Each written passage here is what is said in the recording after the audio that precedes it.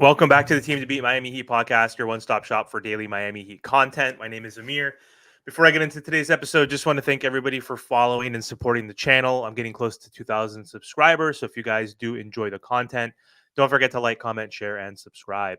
So for today's episode, I want to talk about the Miami Heat's loss to the New York Knicks last night. I also want to talk more specifically about Bam Adebayo and then Jimmy Butler and a few other things. But last night, the Heat lost to the Knicks at home, 116 to 107. And the Miami Heat had another third quarter. They scored 19 points in the third quarter, and everything was looking good during this game. The Miami Heat were playing very well against the New York Knicks at home, and they were actually up by 13 points early on in that third quarter. And the New York Knicks immediately erased that deficit. They went on a 11-0 run, and then also from that point, when they were down 25 in that quarter, they went on a 25-7 run, and they beat the Miami Heat in that third quarter by 13 points on the season across 4 games. Again, it's early. That's going to be the theme. It's only 4 games, but the Miami Heat are being outscored in the third quarter by minus 42. In the first quarter, they're a positive. Second quarter, they're a positive. Fourth quarter, they're a positive. So they're starting game strong, they're finishing game strong. But in the third quarter or the third quarter, they're getting annihilated. And the theme here, though, is they're getting annihilated in the third quarter by the good teams, the playoff teams. So far, we've played 4 teams. 2 of them have been bad. The Pistons and Hornets are our only 2 victories against 2 playoff teams and up and coming teams. We lost to the Knicks, lost to the Magic, had horrible third quarters against both teams, but also in general, even against the Hornets and against the Pistons, the Miami Heat also played terribly in the third quarter. So I don't know what it is.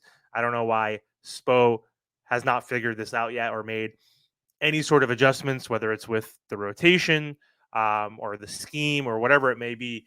But this can't continue, but it has continued for the last 4 years. So, or at least the last 3 years.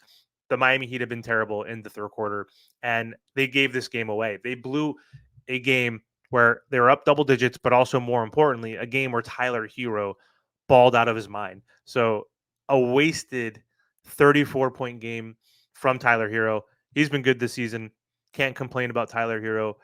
Off to a good start in his new role within this offense, averaging 22 points per game, our leading scorer at 34 points, 5 rebounds, 7 assists last night, 12 for 20 from the field, 8 for 13 from the field, second best 3-point shooting in his career.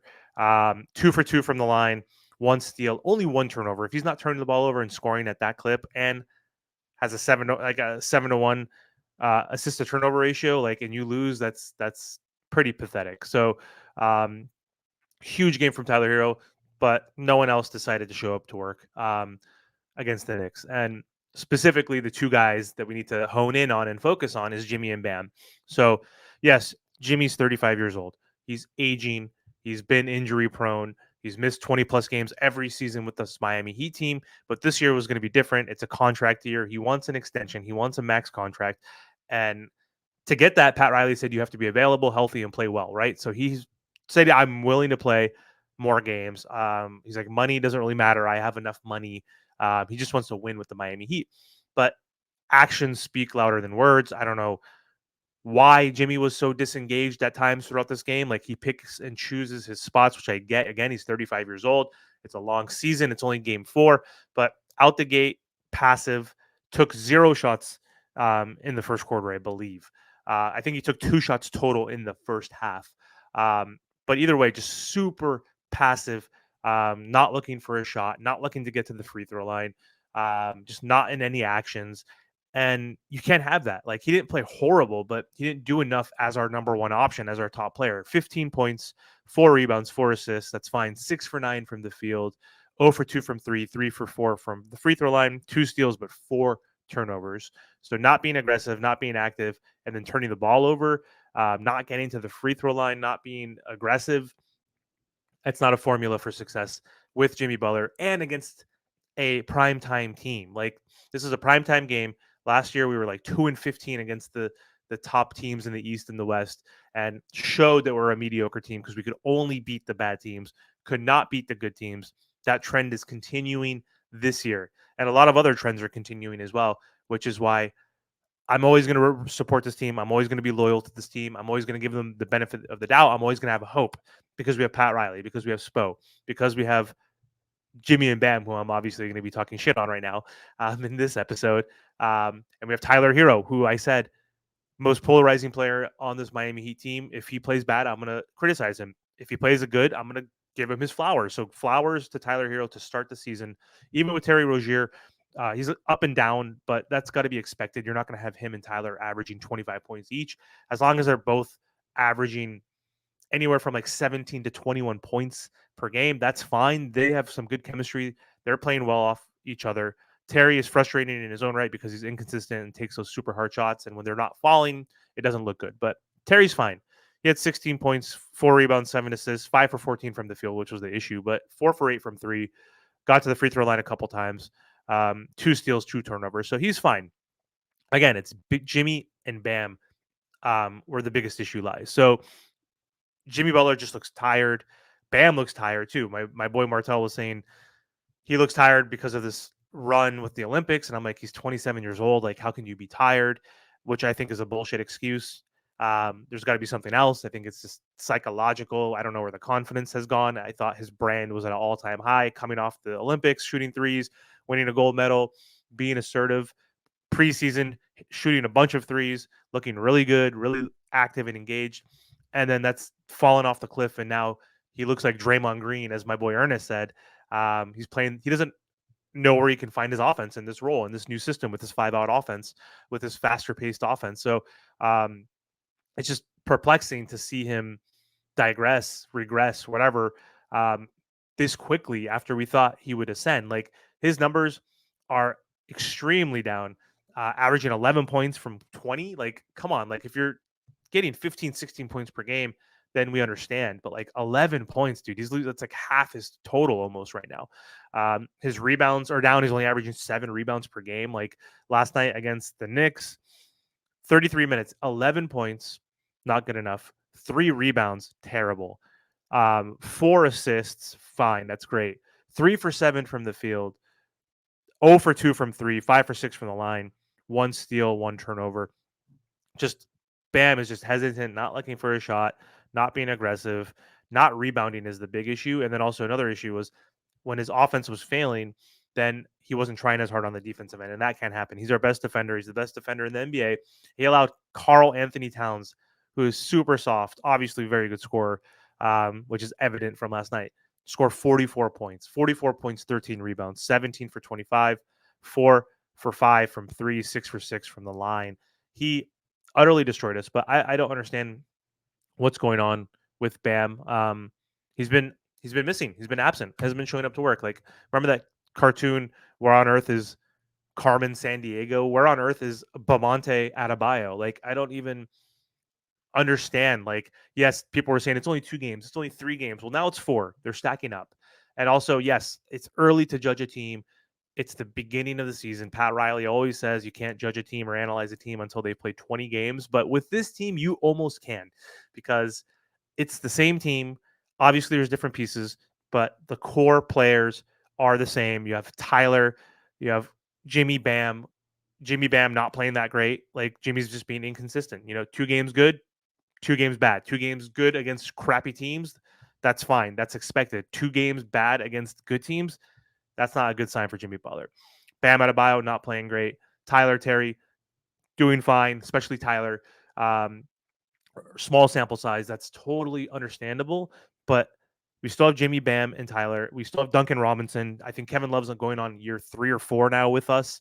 So, and he hasn't played because of personal reasons. So I hope everything's okay there. But when he comes back in, I mean, what is he going to do? He's 35. He's going to play 10 minutes per game. So a lot of our rotational pieces are the same players. And based on that, which is something that is concerning, is to not have optimism with this team and expect them to get back into the play-in. Is they're 29th in points per game. So what has been their biggest Achilles heel and struggle the last 4 years? especially the last 2 years specifically. Points per game offensive rating. We've been a bottom 10 team in the offensive rating for the last few years. Points per game, we've been bottom 3. So the Heat are 29th in the league, averaging 106 points per game. The amount of teams I saw last night averaging 100, scoring 115 to 20 to 130 points compared to the Miami Heat is just astonishing. So they can't score. That's hard. Their defense is good enough where they're going to beat and hold the bad teams to low scoring, where they could score enough at 105, 106, or whatever it is. I don't think they've scored more than 107 this season. I think that was the most they've scored last night and a loss. So if they're going to hold the bad teams to a low point total and beat them, that's based on their defense. That's again their calling card.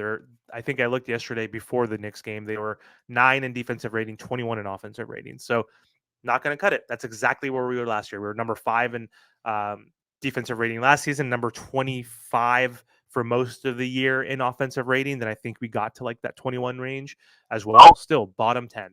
The other big issue is rebounding. The Knicks were a worse rebounding team. Again, small sample size. And of course, they beat us. They beat us barely, but still, they got more attempts. They got a few more field goal attempts because of that. They got way more second chance points because of offensive rebounds, where they got the rebound and hit multiple threes. So the Heat are 25th in rebounding, averaging 41.8 boards per game, which is just terrible. Can't rebound, can't score. What did that lead to us last year? Being a playing team. Even if we stay healthy, because health was the biggest issue. If we're healthy, that's what we always talk about. Well, across 4 games, they are healthy. I'm sorry, Kevin Love is 35 years old and not a big piece on this team that we can afford to lose for 4 games. And Jay Rich as well is someone we could afford to not have in the rotation for 4 games because we have our core. We have Jimmy, Bam, Tyler, Terry. We have Duncan Hawkes off the bench. So there's no excuses. And last year I thought it was okay. We were 2 games from the 6, 4 games from the second spot. And half our team was injured throughout the whole year. If we had any of those guys for a handful of those games, we would have won a couple games, 3 games, 4 games, 5 games, and could have been the 2 seed, 3 seed, 4 seed, whatever it was. But right now we're not injured.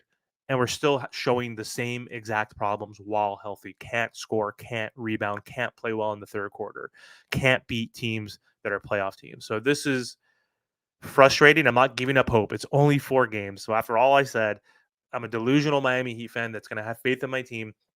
I'm not going to say we're going to win a championship at this point. No, I'm not that delusional. I don't think this team is a championship team after 4 games, but you can't base and judge a team at any point after 4 games. We don't know what the NBA landscape and ecosystem is going to look like in April, right? When it comes playoff time, when it comes to May, June, we don't know what it's going to look like. We don't know what trades teams are going to make, what injuries are going to happen across the league with the team internally, what coaching changes happen across the league. We saw what happened to the Bucks when they got Doc Rivers. They're horrible now. So I'm still going to be optimistic, but I'm frustrated because things have not changed. The definition of insanity is doing the same shit over and over again. And we're not doing that technically with this offense because we're trying a different scheme with the 5-out motion offense, but still, it's not working. Bam is just not getting those mid-range shots that he's accustomed to. We're trying to hit more threes and finish at the rim. Bam is a mid-range, mid-post type of player with that fadeaway at the free throw line, at the dotted line. That was his game, taking guys off the dribble. He's not doing that as much. He's not getting the ball in his hands as much above the break, where he has the option to shoot that 3 above the break or even take the center off the dribble or attack the drop defense. It hasn't been fun watching Bam. He needs to wake up. And if he plays like this for the next few weeks, we're in trouble because the Miami Heat have a really tough schedule. We have an easy game against the Wizards, which hopefully we win. They should win that game. But again, it's just you're a mediocre team. You should beat the bad teams. But what are we going to do against Sac next week at home? The Heat are 1-2 at home. Not a good start. Sacramento playoff team. They added DeMar DeRozan. He's looking good. Then we go on the road to Phoenix. They're 3-1. They're looking good. Denver struggling. They still have Jokic, the best player in basketball. They're 2-2. We got to play them. Then we play Minnesota, and then we play Detroit. So those are only 2 games of the next 5 against bad teams, and then we play Indiana back to back, who just beat the Boston Celtics in overtime. So I'm concerned about this team. I'm frustrated, but again, it's only the 4th game of the season. Let's see what the hell happens. Anyway, I'll be back with a post game for the Wizards game. I think it's on Saturday in Mexico City, so should be an interesting game. But we need to take care of business, get back into the win column, and yes, we'll go from there and see what happens. But Bam and Jimmy, you guys need to wake up.